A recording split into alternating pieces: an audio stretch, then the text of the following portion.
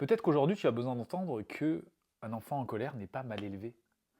Et peut-être que tu as besoin aussi de le dire aux personnes qui te jugent, ou alors de les ignorer. Peut-être que tu as aussi besoin d'entendre que les colères qu'on n'a pas accueillies chez toi quand tu étais enfant t'empêchent aujourd'hui peut-être d'accueillir les colères de ton propre enfant. Alors peut-être qu'il est temps de se dire que tu as le droit, toi aussi, de ressentir et d'exprimer des colères. Parce que accueillir une colère et exprimer une colère, ce sont deux choses différentes. On peut dire OK à la colère et l'exprimer de manière pacifiste.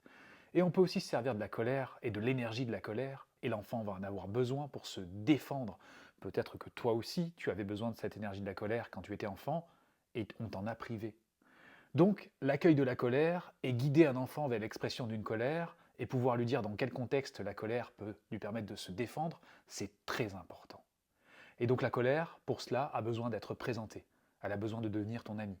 Donc, donner le droit à un enfant de ressentir de la colère, c'est normal.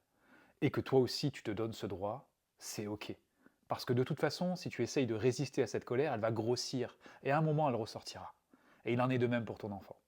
Après, il est possible aussi que tu aies besoin d'entendre que, justement, si tu exprimais ta colère quand tu étais enfant face à tes parents, c'est que tu leur faisais confiance.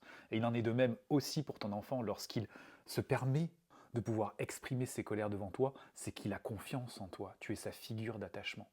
Et plutôt que de le refouler ou de lui crier dessus, qui va l'inviter plutôt à étouffer son ressenti, à ne plus pouvoir se servir de cette colère, notamment pour se protéger plus tard, on peut se mettre à son niveau, lui proposer un câlin et l'aider petit à petit à réguler ses colères.